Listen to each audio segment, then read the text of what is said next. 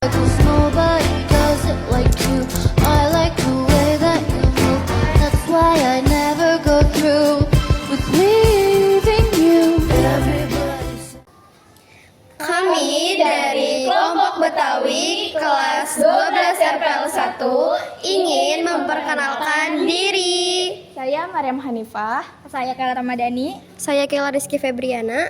Saya Kansa Nur Afifah. Saya Marsyara Faradila. Ikutin kami untuk wawancara pedagang tape uli dan bir peletok. Nyanyi.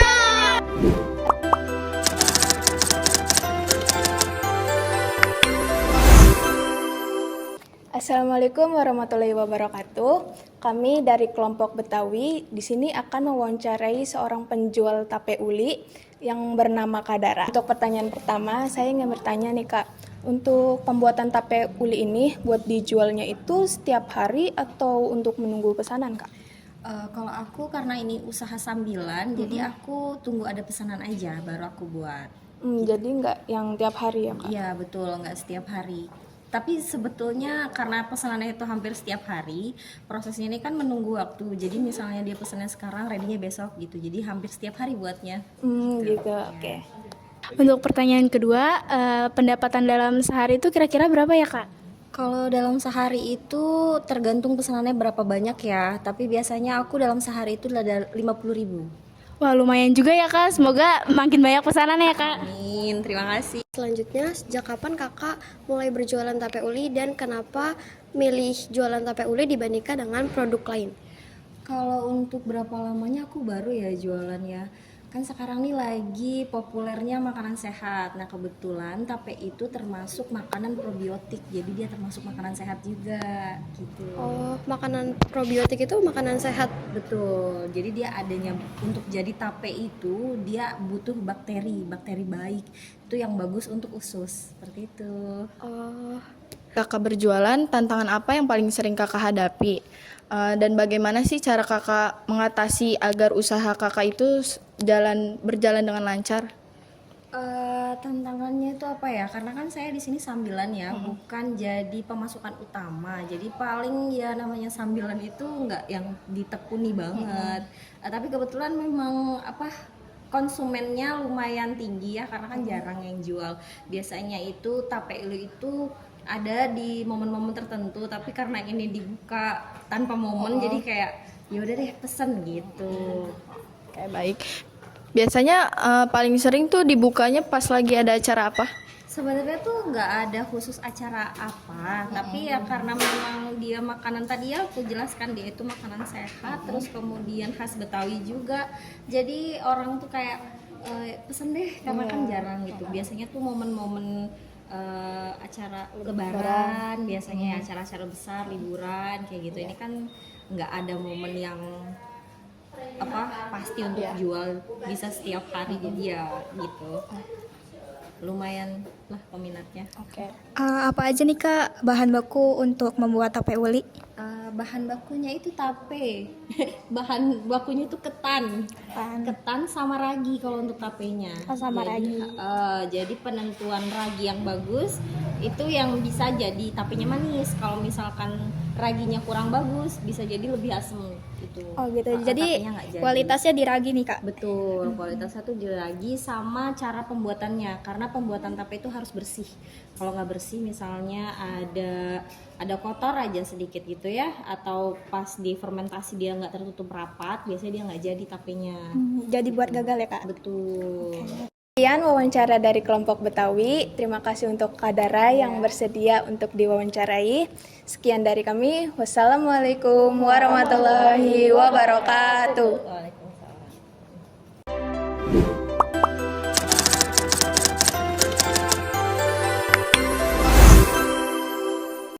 Ya, kami akan mewawancarai pedagang selanjutnya yaitu dengan produk bir peletok dengan Ibu Ella.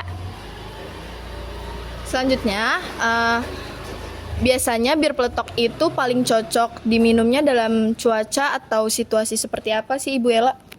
Ya, saya memperkenalkan diri dulu ya. Nama saya Ibu Ella. Saya mempunyai usaha atau pedagang bir peletok. Jadi bir peletok ini terbuat dari bahan rempah-rempah alami ya.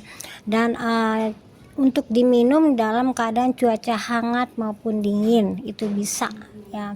Terutama paling enak tuh kalau dalam cuaca keadaan dingin atau hujan itu kehangatannya lebih terasa gitu. Untuk dimana juga pun minum enak gitu, mau dia dengan masih anget-anget atau dengan es batu dingin juga bisa gitu. Kalau cuaca dingin berarti biar lebih seger gitu ya Bu ya. Ya hangat di badan gitu, karena kan ada bahan rempah-rempah jahenya gitu. Nah, untuk omset per hari itu kira-kira berapa ya Bu? Tergantung ya, kalau sehari itu kadang kalau dipukul rata gitu ya, kalau sehari itu kan ada dari ukuran takarannya, ada yang ukuran 200 mili, ada yang 350 mili, tergantung peminatnya dia mau yang mana gitu ya. Untuk itu kurang lebih kalau per hari gitu ya 300.000 tuh ada kurang lebih. Wah, lumayan banyak juga ya Bu. Semoga nanti pendapatnya lebih banyak lagi, lebih banyak yang beli ya Bu. Amin. Selanjutnya, bagaimana Ibu memilih bahan baku yang baik buat bir peletok Ibu? Kalau bir peletok itu terbuat dari bahan-bahan rempah alami. Itu banyak sekali bahan-bahannya ya, seperti jahe merah. Jahe merah itu yang memang kualitas yang utama. Bir peletok itu tanpa jahe merah itu namanya bukan bir peletok ya. Jahe merah, terus itu jahe campurannya. Kita pakai jahe gaji juga yang besar, itu untuk perpaduan.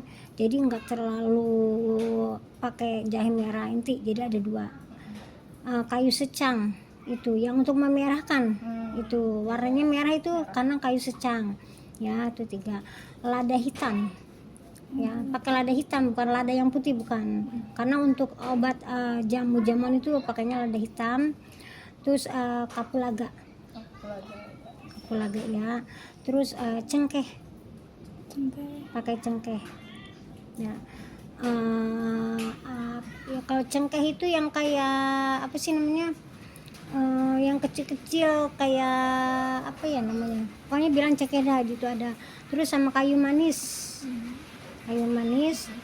pakai daun pandan, daun jeruk ya, daun pandan, daun jeruk. Terus sama gula putih, jadi nggak pakai gula merah. Kalau pakai gula merah warnanya jelek, jadi coklat. Kalau pakai gula putih warnanya bagus, merahnya merah menantang gitu ya, bagus. Itu aja sih bahan-bahannya. Oh, berarti lebih pokoknya itu ke jahe ya Bu? Ya, jahe. Jadi untuk apa yang lebih dicandangin itu jahenya, jahe merah. Selanjutnya, dari mana asal resep atau ide awal Ibu untuk berjualan bir peletok, dan apa yang membuat bir peletok itu diminati oleh banyak orang? Ya, pertama itu bir peletok memang dari dulu sudah ada. Dari keluarga besar memang suka bikin dari dulu ya. Memang suka bikin, kalau ada cara bikin bir peletok sendiri. Nah, memang mungkin keturunan kali ya. Yang bisa tuh saya bikin bir peletok. Jadi setiap awalnya sih bikin buat sendiri. Lama-lama ada yang suka mesen. Awalnya tuh nggak jualan, nggak dagang gitu, bikin buat sendiri. Kalau ada cara bikin sendiri gitu, nyoba-nyoba. Lama-lama cocok, banyak yang suka, banyak yang minat mesen. Akhirnya ya udah, jadi kita buat gimana nih caranya supaya harga terjangkau. Jadi kita kemas dengan botol gitu, dan ada labelnya juga. Memang saya juga udah masuk di UMKM, jadi untuk label juga udah ada, udah punya label, udah pernah banyak ikut bazar gitu. Cuman kalau sekarang saya cancel karena terlalu banyak kegiatan, jadi ya sekiranya benar-benar ini baru saya ngikut gitu. Sering ikut kegiatan bazar tuh karena ini lagi proses halal, produk halalnya. Udah masuk UMKM Jackpreneur udah yang di kecamatan. Biasanya Ibu ngebuat bir peletok ini buat langsung dijual tiap hari atau nunggu pesanan dulu Ibu? Tergantung. Kadang kalau kayak bir peletok kan nggak mungkin orang tiap hari minum ya. Kadang kita lihat sikon nih, kadang seminggu sekali, kadang ada pesanan gitu, kadang tiap hari dilihat keadaannya aja gitu. Kadang kan kalau yang lebih cocok tuh dalam keadaan hujan gitu, suatu keadaan dingin gitu. Terus kadang kalau bisa dibilang musim-musiman gitu ya, itu terus terusan tiap hari tuh kadang bikin selama seminggu tiap hari bikin gitu. Jadi enggak mesti di full harus bikin, enggak gitu. Kadang ada bazar gitu bikin juga. Berarti kalau untuk situasi sekarang yang sering hujan, mungkin hampir tiap hari ya Ibu?